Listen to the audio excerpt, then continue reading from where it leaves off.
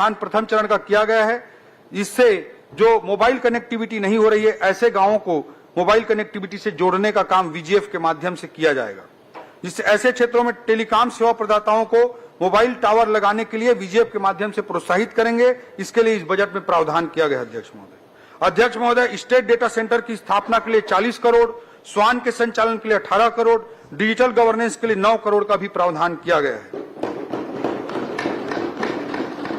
IT के माध्यम से न्यायिक व्यवस्था को सुदृढ़ करने के लिए न्यायालयों के कंप्यूटरीकरण के लिए 37 करोड़ का प्रावधान किया गया है। डिजिटल क्रॉप सर्वे के लिए 40 करोड़ का प्रावधान किया गया है। ई धरती योजना के अंतर्गत भू अभिलेखों के डिजिटलीकरण के लिए 48 करोड़ रुपए का प्रावधान किया गया है। वित्तीय टेक्नोलॉजी आधारित वित्तीय प्रबंधन के लिए इफमिस की व्यवस्था को लागू करने के लिए 45 करोड़ और आबकारी विभाग में centralised command and control system को स्थापित करने के लिए 3 करोड़ रुपए का प्रावधान किया गया है। जिला स्तर पर तकनीक का प्रयोग करते हुए जीडीपी का मूल्यांकन करने के लिए स्टैटिस्टिकल एनालिसिस सिस्टम की स्थापना हेतु 7 करोड़ रुपए का प्रावधान किया गया है। यह दुर्भाग्यजनक है अध्यक्ष महोदय कि अब तक जिलों का पृथक से जीडीपी की गणना नहीं की जाती थी। अब विभिन्न जिलों के जीडीपी की गणना की जा सकेगी एवं जिलावार विकास रणनीति भारत सरकार की तरह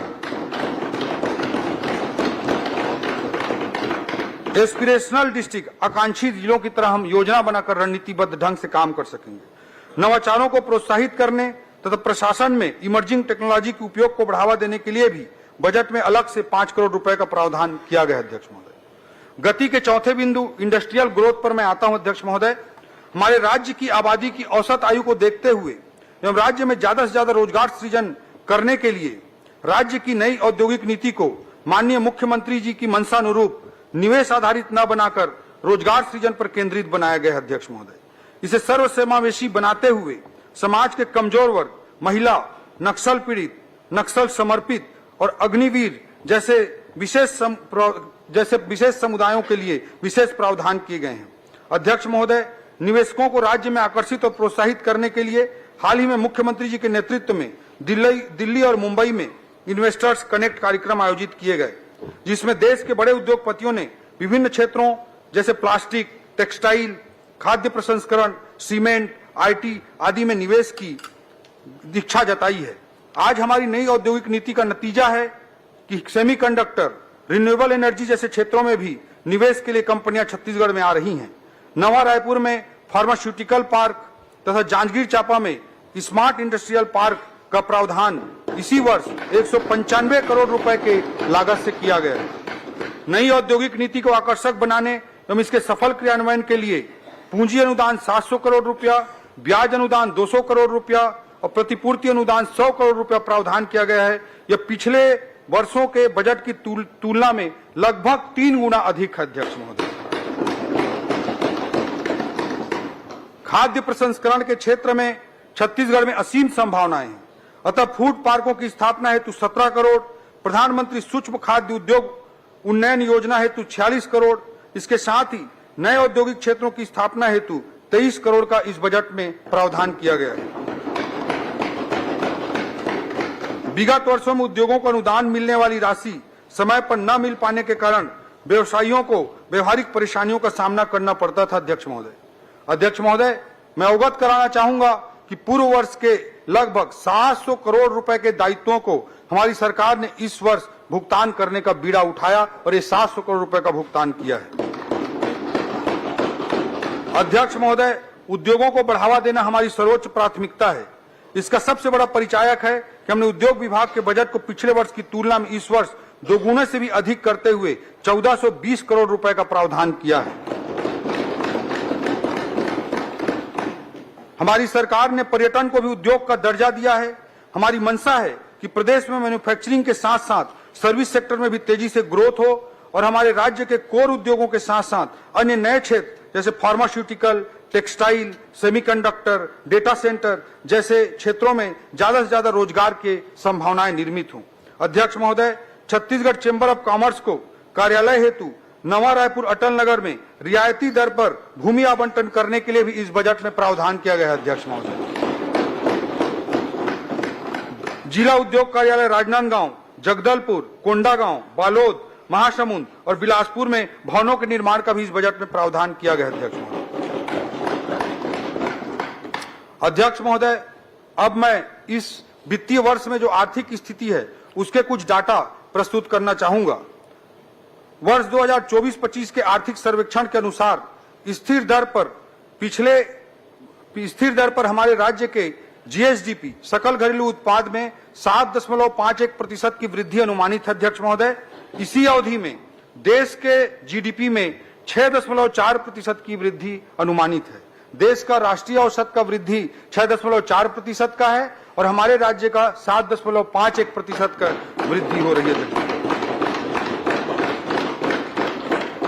यह स्पष्ट रूप से दर्शाता है कि हमारा राज्य अधिक प्रभावशाली और उत्कृष्ट प्रदर्शन करते हुए अधिक तीव्रता से आगे बढ़ रहा है। प्रचलित दर पर राज्य का जीएसडीपी 2023-24 में 5,12,000 करोड़ अनुमानित था, जो वर्ष 2024-25 में बढ़कर 5,67,880 करोड़ रुपए अनुमानित है। इसमें लगभग 11% की वृद्धि अनुमानित है। वर्ष 2025-26 में भी 12% की वृद्धि के साथ राज्य का जीएसडीपी 6,35,918 करोड़ रुपए तक पहुंचने का आकलन किया गया है। अध्यक्ष महोदय, विभिन्न क्षेत्रों में हमारे राज्य का प्रदर्शन सराहनीय रहा है। वर्ष 2024-25 में स्थिर भाव पर कृषि क्षेत्र में हमारे राज्य का विकास दर 5.38% है, जबकि देश की औसत 3.76% है। औद्योगिक क्षेत्र में राष्ट्रीय वृद्धि की औसत 6.22% है, जबकि हमारे राज्य में 6.92% है। सेवा क्षेत्र में राष्ट्रीय औसत 7.22% की है और हमारे राज्य की 8.45% की अनुमानित है। यह तुलना दर्शाती है कि हमारे राज्य के सभी क्षेत्रों में राष्ट्रीय औसत से बेहतर प्रदर्शन हो रहा है। वर्ष 2023-24 में प्रति व्यक्ति आय 1,62,000 रुपए संभावित है, जो गत वर्ष की तुलना में 9.37% अधिक है। हमारे राज्य की प्रति व्यक्ति आय में भी वृद्धि राष्ट्रीय औसत वृद्धि से ज्यादा तेजी से हो रही है। आने वाले वर्षों में हम इसी गति को बनाए रखते हुए और भी ऊंचाइयों को छूने के लिए प्रतिबद्ध हैं। अध्यक्ष महोदय, मैं अब अलग अलग क्षेत्रों के बजटीय प्रावधानों के बारे में जिक्र करना चाहूंगा। सबसे पहले मैं संस्कृति क्षेत्र के विषयों पर बात करना चाहूंगा। अध्यक्ष महोदय, श्रद्धेय अटल जी ने कहा है, मैं शंकर का वह क्रोधानल कर सकता जगती छार छार, डमरू की वह प्रलय ध्वनि हूं जिसमें नचता भीषण सहार, रणचंडी की अतृप्त प्यास, मैं दुर्गा का उन्मत्त हास, मैं यम की प्रलयंकर पुकार, जलते मरघट का धुआंधार, फिर अंतरतम की ज्वाला से जगती में आग लगा दूं मैं, यदि धधक उठे जलथल अंबर, जड़ चेतन तो कैसा विस्मय, हिंदू तन मन हिंदू जीवन, रग रग हिंदू मेरा परिचय।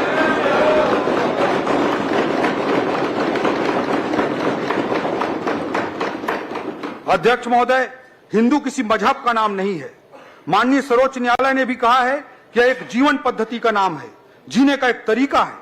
सर्वे भवन्तु सुखिना का भाव ही हिंदुत्व है और हमें गर्व है इस महान सोच पर, हमें गर्व है इस जीवन पद्धति पर जो हमेशा दुनिया को जीना सिखाते आई।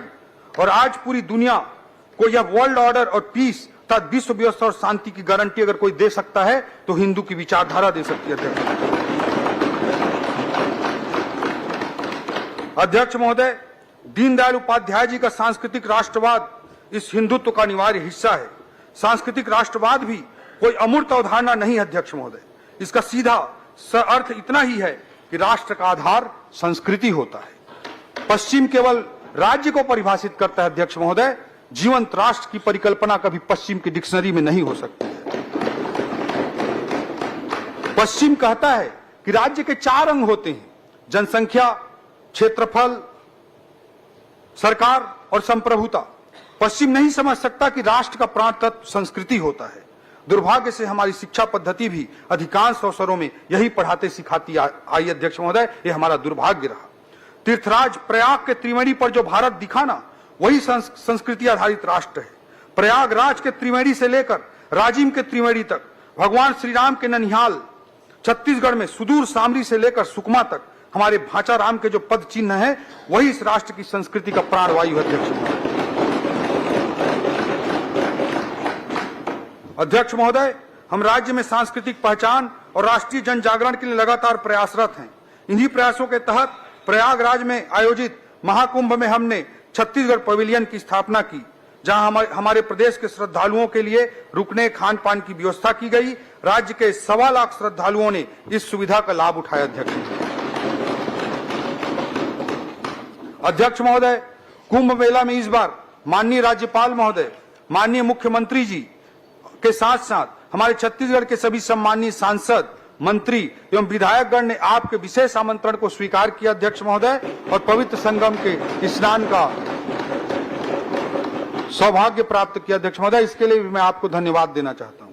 पिछले साल अयोध्या में भव्य राम मंदिर की स्थापना के बाद से ही हम छत्तीसगढ़ के भांचा राम के भक्तों को रामलला के दर्शन कराने के लिए विशेष योजना चला रहे हैं, जिसके तहत अब तक 22,000 से अधिक श्रद्धालुओं को रामलला का दर्शन कराया जा चुका है। अगले वित्त वर्ष के लिए इस बजट में इस प्रयोजन के लिए 36 करोड़ रुपए का प्रावधान किया गया है। सभी धर्मों के आस्था के केंद्र बिंदु डोंगरगढ़ में 59 करोड़ की लागत से